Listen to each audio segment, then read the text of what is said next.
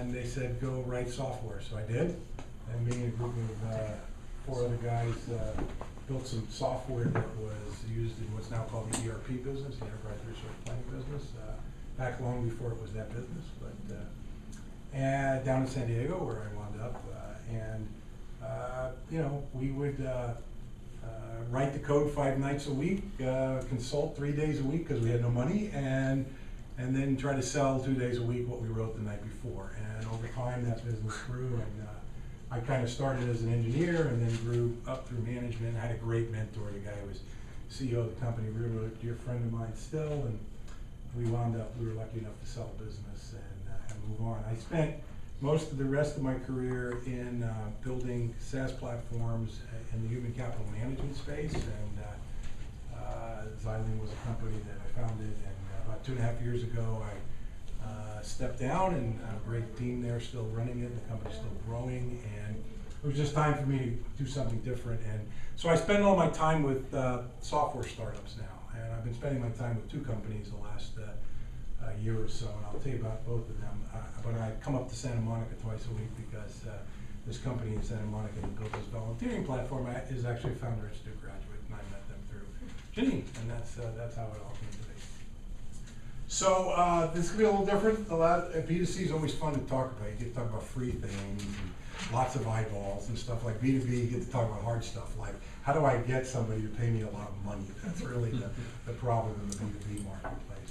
So I'm going to talk about a couple of things, and they'll apply to whatever business you are. And again, some of this will be a little bit more SaaS or cloud-based oriented, but feel free to brainstorm on how that might apply to whatever your particular model is. So how do you know, what is the problem you solve? This is amazing to me when I meet young entrepreneurs like yourselves. They can tell me all about their products, and they can tell me all about what their vision is, but they can't actually tell me what problem it is they solve. And so you have to find a way to very clearly articulate the problem that you solve. You have to identify who the ideal customer is. You know, you were talking about your customers. I have 3 leads for you in my office here in Santa Monica, who are young Persian kids who are all single, and I don't know Betty White, but she's a great lady. So who's the ideal customer? You know, a lot of challenge, and I'll go through a little bit of work on, you know, what's a good profile, what's not a good profile. How big is the target market? This is something investors ask you for all the time. It's kind of cookie cutter.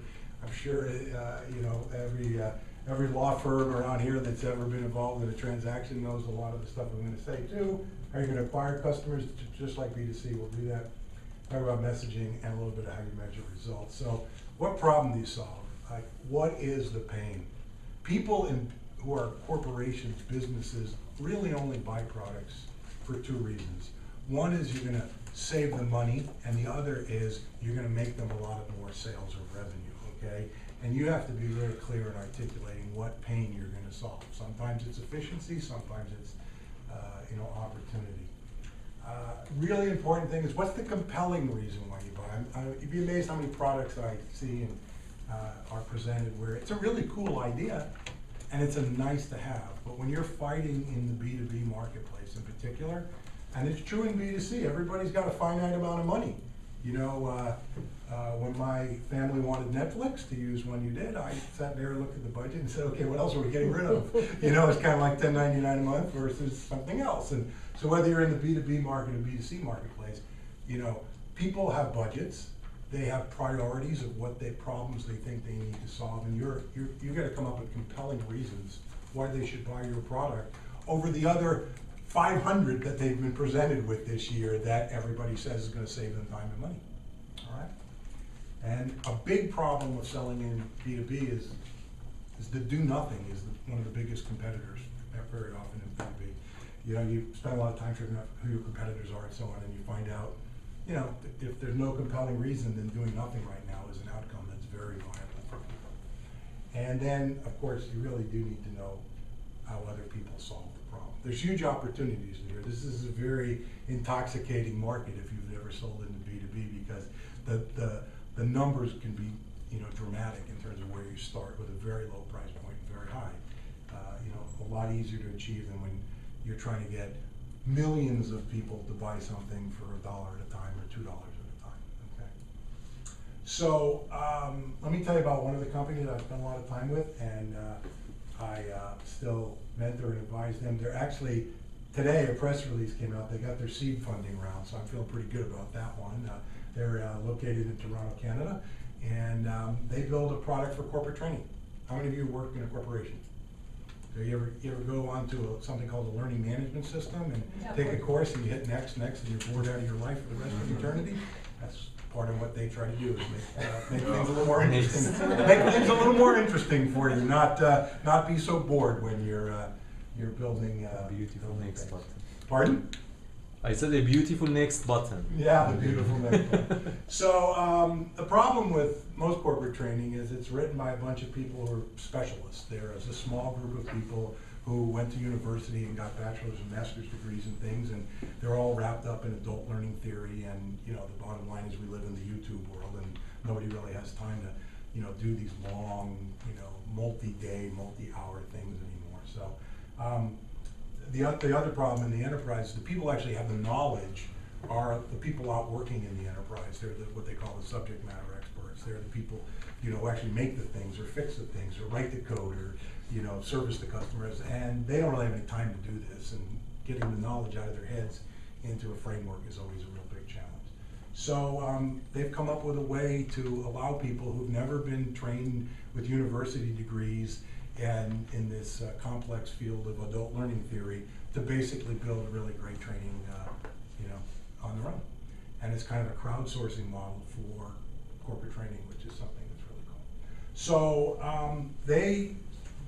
we spent almost 18 months, fumbling around trying to figure out how we're going to articulate this message.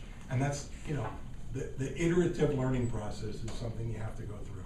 Whatever you think the message is, 6 months later it's going to be refined, twisted, and so on. And I think one of the great things Joe said is get some great advisors, because they will tell you. And the best thing about advisors is when they're not afraid to tell you that's really stupid, it's never going to work. Okay. And because it helps you learn. I mean, and you just keep learning every day. They have a compelling reason people will buy this. The pace of business is so fast, products are changing so fast. Think about the things you're building if you're building technology. It's like you look back a month and you go, wow, products changed a whole lot. So that's going on at all levels of products. I was talking to my daughter is a freshman at university, and she was one of the dads was there. We were there for sorority weekend, father-daughter weekend, and he works for Bridgestone Firestone. We were talking about tires, and tires are incredibly highly engineered products. You would think of an automobile tire, it's kind of old technology, came around for a long time. But if you look at the engineering it goes, and it's amazing, and they hire a lot of bright young engineers to do amazing things with it. And so, the tires change all the time, the models, the technology, the materials engineering that goes into it. And just every company's faced with this, the pace of knowledge is changing very fast. So they solve that problem. And their pain is pretty clear. If you don't train people, then you have lousy customer service, you have lousy production, you have lousy things. So all of this really, you all nodded your head when I said how many of you hit the dreaded next button. And it's because corporate training is pretty boring for the most part. And trying to figure out how to make it interesting, what size to make it, how to make it, just enough when you need it, are things that this generation of products are addressing. So, you need to know who the buyer's persona is. I'm sure, how many of you have spent time looking at the ideal customer profile or personas? A lot of you there, okay? You got to be as specific as possible, and you got to keep really testing it. At EvolveSoft, the company in Santa Monica, we had all these hypotheses about who the buyers were. The millennials were all going to be into this. This was all about millennials coming into the workforce, and we found out that the people who actually make the purchasing decision are and we thought, because it was selling into human resources, that it would primarily be women at the top of the food chain. We met a lot of CHROs who were female. And then we, over time, found out that most CHROs are actually around 50-year-old men and really don't understand millennials. And we had this real problem selling the product to them because the product really appealed to that audience. So it took a while to figure that out. And as you know, in B2C, and I think Joe articulated this incredibly well, the demographics are everything. And, you've really got to understand the demographics really well. So in B2B, selling is a real challenge, top down or bottom up. Are you talking to the people who are the users of the platform? You're talking to the people who make the strategic decisions for the buyers of the platform. And you go through different cycles of this. Initially, you probably talk to a lot of the high-level people, and you say, great, I built my product. Then you wind up reaching out to all those people, and they push you down to the people at the bottom, and you're spending all your time talking to people who think your product's really cool, but they don't have any budgets, and they don't actually make any decisions. So you really have to become good at both of these techniques, bottom up and top down. I hit the wrong button. Let's try that again. Which one is it? No? Your computer? There we go. Okay, there is some hope for my TV brain. And so, you know, one of the great challenges in business is people think selling into businesses, whether it's technology or otherwise, is that, hey, it's a great product, people are going to want this, right? But everyone makes decisions based on how are they going to pay for it. You know, are you replacing a product that they have? Okay, if you're replacing something that they have, then that product already costs money, and your product is going to be able to take some of that money. What about other expenses? You know, everybody, you don't believe how many businesses I've been involved with where people talk about like, oh, if you buy this product, you're going to be able to save 5 people, you know? Well, if the person you're selling to is one of the 5 people who's going to lose their job, that's going to be a really tough sell for you. So you have to be able to articulate how you're going to do it. And if you're selling benefits, like this is going to generate more sales for me. This is going to, you know, improve, lower your, you know, your customer service response times. You got to have evidence of this. You got to prove it. And when you don't have the data, you know, a lot of times you're selling people on the vision. So, but you really need to figure out who's the buyer, who's got the money, and know that extremely well. So some good examples and some bad examples. Again, these are the 2 most recent companies I've worked with. I won't read it all to you, but be specific, you know, and I think that you'll go through lots of iterations here, but, you know, really push yourself to try and figure out as detailed as possible who is the buyer, what's their persona, what's the characteristics of that person. And that's true in B2B as well as B2C. Who's your ideal customer? Well, so, sorry, I think that slide might be out of whack here. A target market. If you're going to go out and raise money, learn these 3 words. SOM, SAM, and TAM. That's all I can tell you. You've probably read it 100 times, okay? You're going to get asked this by every venture capitalist, every angel investor who has ever made an investment in anything before. Because really what you're trying to characterize to them is how big is this market? And, you know, it's got to be big, okay? When you're raising money, you know, they're not interested in a market that's going to grow to be a $10 million company, you know. You've got to paint this vision to them that this is, you know, this is going to be really big. They don't believe you, but you have to paint that vision to them. Nobody really believes everybody's going to be the next Facebook or the next, you know, Google, but they want to believe that you've thought big enough, okay, and that you've identified a big enough problem to solve that has a big enough marketplace. And, you know, there's lots of companies out there who went into markets dominated by other players, as you know, and you know, all of a sudden things changed and they became, you know, the product of that. In the middle, your services, serviceable addressable market. You know, that's like what's within your reach, okay? And there are a lot of reasons why it may be within your reach or out of your reach, okay? It could be, you know, language, it could be international, it could be, you know, culture, it could be all of these things. So, you know, define that. And then how much of that do you think you can get, you know?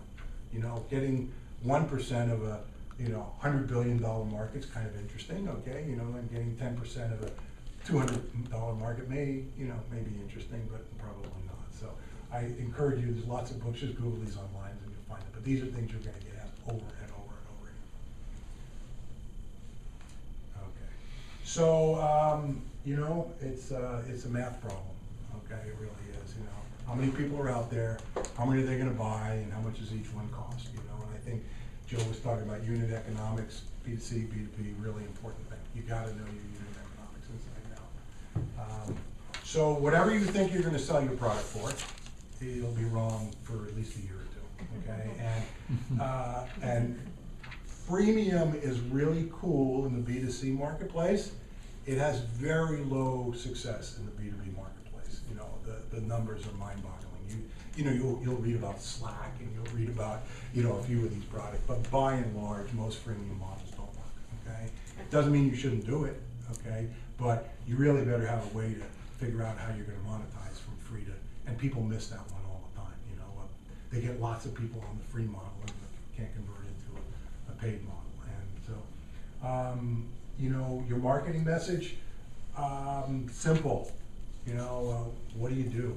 It can't be one of these like, you know, 12-sentence long thingies that you can explain. I know each of you as a founder can explain it and convince people. That's what you have to be able to do as a founder.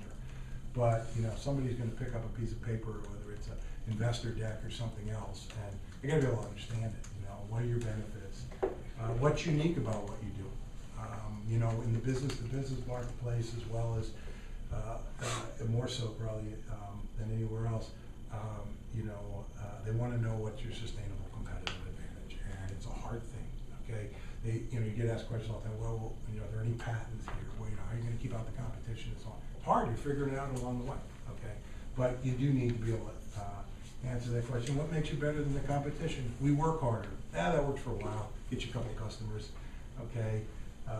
But the enterprise, business to business, even if you're not selling technology, people have become consumerized. They're expecting a consumer-like experience in business. So what's changed dramatically over the last 5 years, if you're selling B2B products, is people used to sell B2B products where there was sort of an acceptable level of usability. You know, it was for work, right? I mean, okay, it was hard to use. Okay, you know, you'll figure it out over time. You go to work and after you. That's not true anymore. People really do expect the experience of using a B2B product to be just like the things you take out of your pocket every day and use on your phone. Okay, and it may be an unrealistic expectation right now because most B2B products are not like that. If you work in a company and you have to use software that's used for finance, or you have to use software that's used for operations or something like that, and you use products like SAP or Oracle, you know, they were industrial age products. I wrote those products, okay? They're really not as cool as all the stuff you use when you go home. So what people are looking for in the enterprise now is stuff that makes it seem like it's just gonna be intuitive to learn, it's gonna be easy to use, and it's not gonna be industrial age anymore. You know, the number of people, I say that to a number of businesses we market to, where we say, you know, how many of you have ever gone home from work and gone to a cocktail party and met somebody who said, you know, we just implemented some new enterprise software and it was such a great experience. I want to do it again. That doesn't happen. And your job as founders is to make people believe that your software is just like Facebook and Instagram and everything else. Of course, they have an advantage over you, but that's the goal of everyone. So stupidly simple. This is my advice to you. Okay, if your ideal customer can't understand it, and you're explaining it, and you're having to put all of this body language into it and motion and movement, you're not there yet. Okay, it's got to, it can't be like abstract and theoretical. People have to understand it intuitively, and you're going to take time to get there.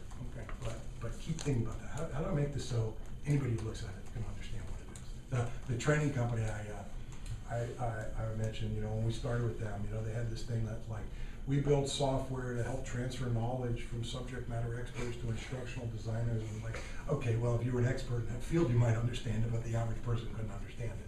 Now the message is stupidly simple. Testing. Look, this is being an entrepreneur is about rejection. Get used to it. Okay, it's like if you want to be in sales, get used to it. If you're bothered by it, don't do this. Okay. And when you're testing your messages, don't get offended by it. People, the more critical, constructive criticism you get, the better off you're going to be over the long term. So don't talk to like-minded people. Go find people who don't already think the way you do, because if you find too many people who think the way you do, whether it's in business or in politics, okay, then you're going to get the answers you expect to get all the time. And keep evolving till the market. I don't have an answer for that. Yeah, there you go, very good. Okay. Keep evolving. One of the problems of being an entrepreneur is you get done and you have a great meeting with someone, you did a great presentation, you go, I got it. I got the product, I got product market fit, I know what I'm doing, and then you're not really there, believe me, it's going to take a lot more time. It's continuous. Testing. Why are you unique? Okay, if you haven't heard this before, every year venture capitalists see some catchphrase, 3 years ago, we're the Uber of something. That doesn't really work, okay? So don't try to explain your product in the context of some other recent company that's done very well, you know. And cheaper and easier is not sustainable in the enterprise over the long term, okay? Really, you know, the Microsofts are out there, you know, the Oracles are out there, you know, they have more money to throw at this stuff, and they throw this stuff away. Even Google in the enterprise, you can't believe how much money they generate there. You know, saving time and money or generating revenue, those are the two big things. Saving time and money is a lot harder to sell than generating revenue. You make people more money, they want to buy your product. You explain to them, I have a marketing platform that automates this, that, and the other thing, and you're gonna, you know, it's gonna generate this many more leads, and those leads are gonna turn into this many more sales. People buy. Why? Because the people who control the money in corporations are sales and marketing, okay? The people who generate the revenue, okay? Okay, you go to a law firm, I've done this recently, we've been selling law firms, and you talk to the partners about something, yeah, they generate a lot of the money, they generate all the money. If they want it, they'll buy it. You talk to the staff about it, that's a whole different story. Getting money to help the staff is a different story than helping the partners. And it's not because the partners are bad and the staff is good or vice versa, it's just because they generate the money in a law firm. And so you sell products to people who generate more money, it's an easier sell than when you're selling efficiency. However, if you're selling something that's there for compliance, that's a really compelling reason in an enterprise, so they have to buy things, they have to comply with regulations. And this is competition. That changes over time. I mean, boy, you know, every day we wake up and you find out somebody says, and people copy your message. Come on, you know, as soon as you go to market, people copy your message. They say the same. Your competitors immediately start saying the same thing as you. It's a favorite thing to do in business. Okay, and what do you do about it? Oh my God, they don't really do that. I know they don't really do that. I do this. That's what they do. This was InvolveSoft when I first met them, the volunteering company. We're a venture-backed company that's gaining a national reputation for excellence in volunteering. I fell asleep at about the 8th word in the first sentence. And no, only because they didn't know. They're a bunch of, you know, recently graduated, and they didn't have any experience in business. And we sat around and we said, you know, what are we? We're a platform that helps people volunteer in the community. That's pretty easy to understand, isn't it? You all get that, right? Okay. And anyway, it's evolved over time. But you know what I'm saying is, don't try to make your message something that sounds, you know, incredibly valuable and important. Make it stupidly simple. We help people volunteer. What makes you special? How do you acquire customers? So this is really a hard part of selling, okay, whether you're B2B or B2C. And you know, how do you get leads? I mean, you know, somebody asked the question to Joe, how do you get a relationship with Netflix, or how do you get a relationship with all these people? It's hard work, that's all it is, you know. You pick up the phone and you get rejected 100 times and maybe somebody takes a call and that's it. LinkedIn networking, you know, it's unbelievable. And I'll tell you what, when you're in the early days, reach out to as many people as you can through LinkedIn that meet your ideal customer profile, and just tell them up front you're not trying to sell them anything. I mean, you're not trying to sell them anything, you're just trying to get some advice. You know, hey, I'd love to spend 10 minutes with you, give me some, we're building this really cool product, it's gonna, you know, do A, B, and C, and would you give me 10 minutes of your time? I'd love to get your feedback on it. It's an amazing technique. It has an incredible rate, if I can tell you one thing. We've been using this over the last 6 months. We're launching a new product, and boy, the number of people who, but if I called them up and said, hey, you know, I'm the chief marketing officer of InvolveSoft, they immediately, or the chief revenue officer, immediately think I'm selling them something, right? So I don't. I say, hey, we got a new product. It's really interesting. I think you might. And I respect what you do. You might have some advice for us. We take 10 minutes. Some of them actually turn into sales, so it's kind of an issue. How you make your first sale? You make your first 10, make your first 100.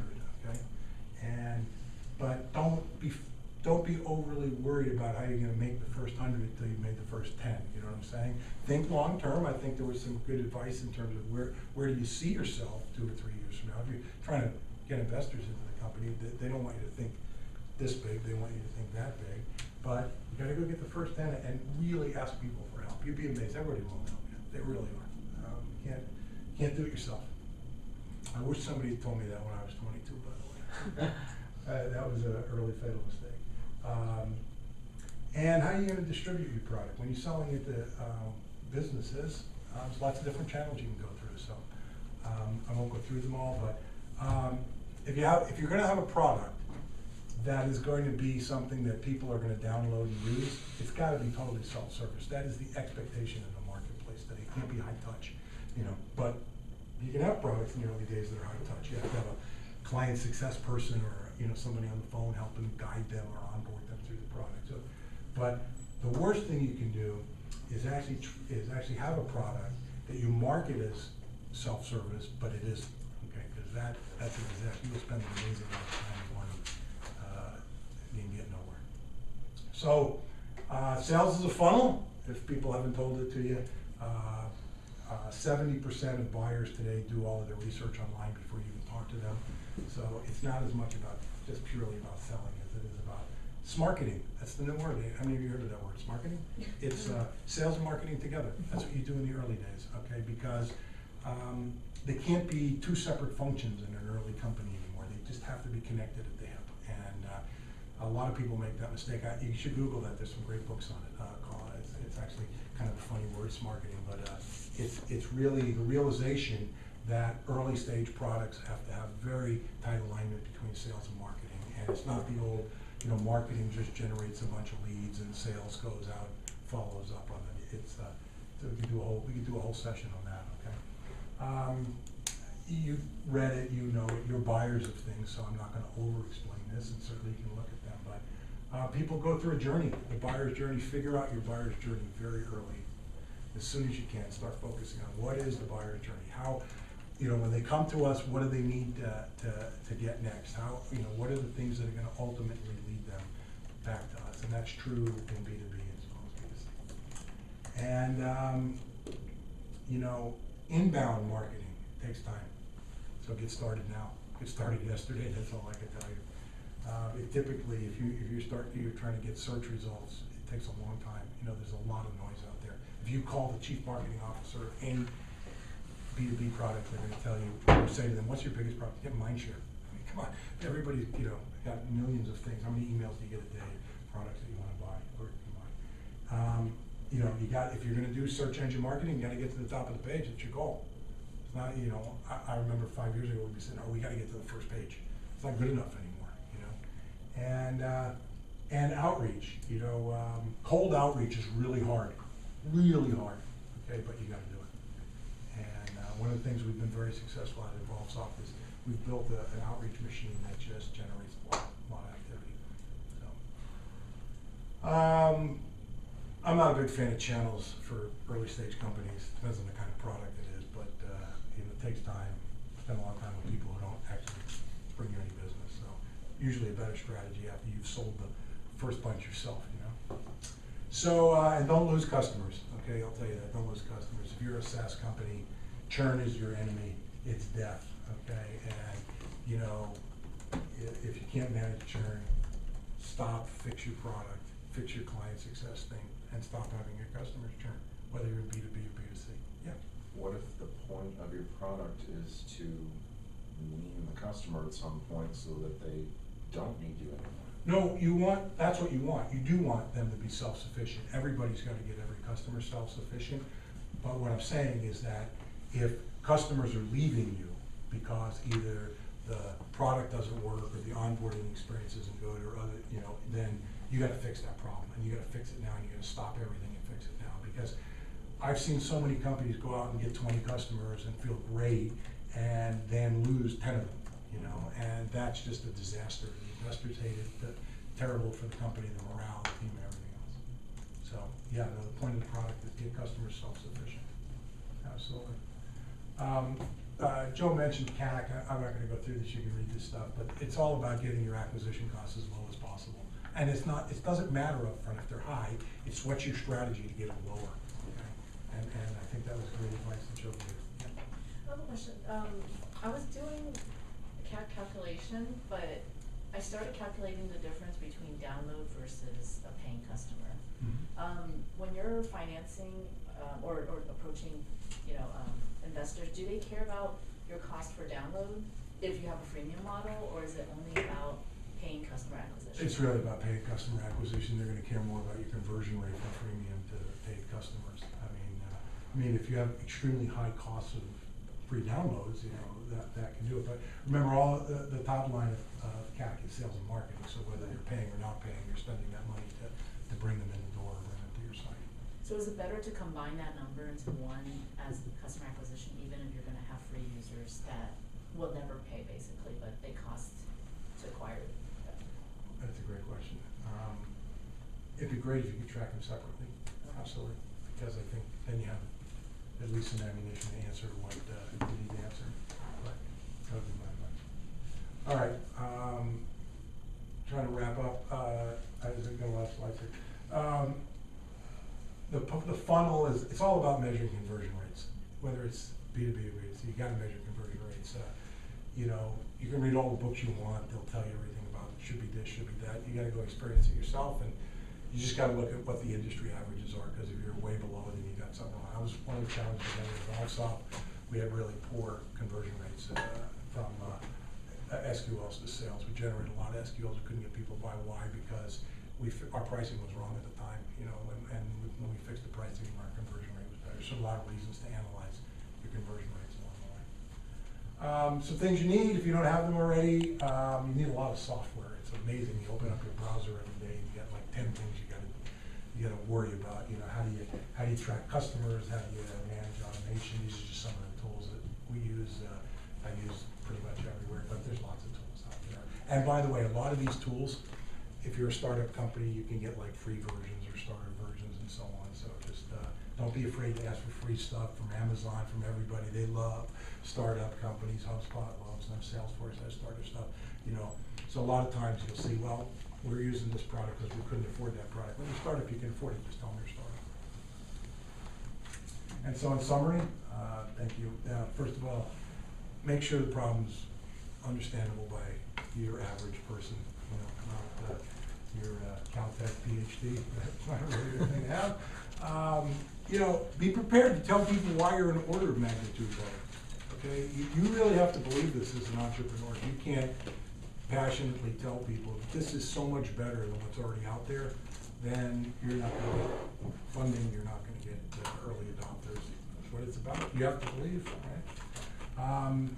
Who's the real target? You know, it's not sufficient to say anybody can use it or it's a big thing. Get very focused. Get that down early.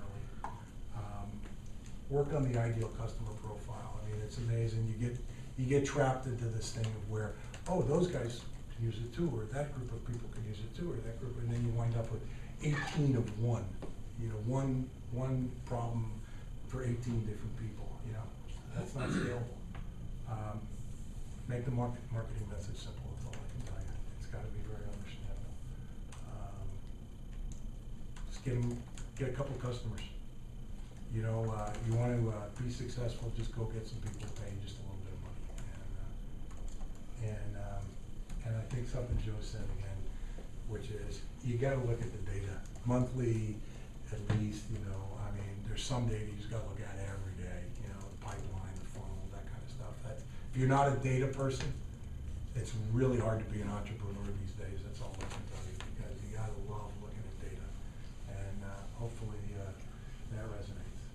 And get a lot of advisors and mentors. You may burn through some of them. Some people may be good for 3 months or 6 months. You meet them, they help you make some introductions or do some stuff.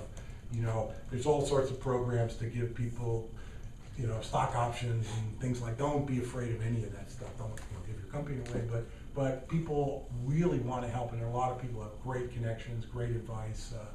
Don't be bashful about that. And ultimately, the last slide: how are you going to make money? Okay, because this is not about fun. I've worked really hard in my life, sometimes to my own detriment. Okay, where at the end we're sitting there going, we're not making any money. Okay, that's it. How are you going to make money? And every day you get up and think about that problem. Okay, thank you all very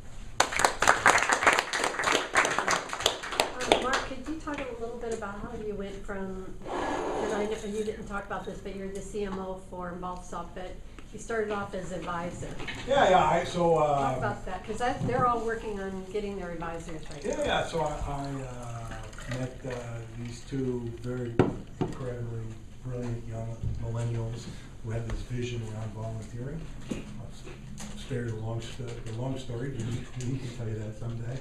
And you know, we had a great meeting in the Starbucks one day, and you know, had one more discussion. They asked me to be an advisor, right? So I was an advisor for I think 3 months, and you know, I'm a very hands-on person, so I don't do a lot of these. When I do them, it's because feel like I can get a little deeper than most people. That's it's what I enjoy. And so we spent a little bit of time, and I did a few things for them. Helped edit some marketing materials, and, introduced, went and talked to a couple of people I knew, and then and that led to they asked me could they have more of my time, and I said, do you have any money? No. They said yes, and I said okay. They said not a lot. I said okay, well, we'll work something out over this. And so I spent I think 4 months just doing basically some part-time consulting work for them. Couldn't pay me for a while, so I said I believe in them, and I said I know we're gonna get money. I believe in this story, so they owed me some money, and that was okay for a little while. And then they raised some money, and then I think I came aboard full time for a while, and when I came aboard full time, it was purely because we were trying to raise money. That was it. We had a 6-month goal of raising seed funding, and we did it. And we raised about $2.5 million here in LA, and the company's been moving along since. But it was like a dating a little bit. We dated a little bit, and then look, sometimes it's not a fit, or sometimes things aren't moving along, and then. And I just thought it was a lot of fun. I like the story in terms of what we do. We do volunteering. We're doing some things in employee engagement. It feels good about helping, in that area. So that's how I came along. Other questions for Mark? Sure. Have you ever used any of those services that do cold calling for you, like for your SaaS company? I have. And I think it's really important when you get started to do it yourself, and get somebody who can help you do it yourself, okay? Because you really can't understand your potential buyers unless you're talking to them. And I think those lead generation services, they can be helpful to augment as you're trying to figure out how to get more. But my experience has been, you really do need to be trying it out yourself, testing your message yourself, because that's really what it's about. You're not going to know whether the conversations are working unless you've done it. So I think they're valuable, but it depends really where you are in the journey. Other questions? I think something that's important about that company too is they leverage the whole FI network.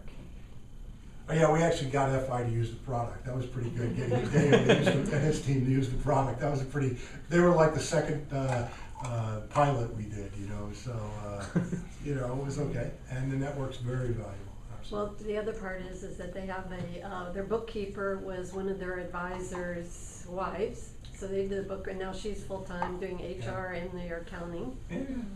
And then their My wife was the first client success person for 4 months till so she didn't really want to work, but it was like, I need some help here. Please help me, so she did. And then they have one of their other people in their call center, your sales generation, that was another founder from a class that their startup didn't work out, but the personalities, the culture was very much the same, so they brought them on. So they just really leveraged the whole calling and talking to everybody to make their company grow and go. Yeah. Because how many people do they have now? We're about 20, so a little over 20 people now. Yes. Yeah, my favorite story about the two young founders is over time their nickname for me is the world's oldest millennial. So I take that very politely. Yes. You mentioned meeting up with advisors once a month. Do you suggest them all meeting together, or you mean individual meetings? Most of them one-on-one. I live on Zoom now, so that's my favorite video tool now. But so some of them, it's great in person if they can, but if you can't, just make sure you do it. But I think one-on-one time is really valuable. People tend to really be transparent with you, and you might say brutal at times, but I think you need that. Sometimes tough love is the best thing early in the generation of a startup, So I would encourage that, yeah. You have anything to add to that, Joe? In terms of advisors? Yeah. Yeah, tough love. I had, it can go good and bad. It's really, I had an advisor that great person, amazing feedback, but too hands-on. So that can be a major problem as well, you know, especially when personally on weekends, I shut off and then you receive emails throughout the weekends and on Monday. So, you know, best advice is really to have set boundaries, because otherwise, actually, instead of being positive, it can become an energy drainer, and which would have an impact in your company.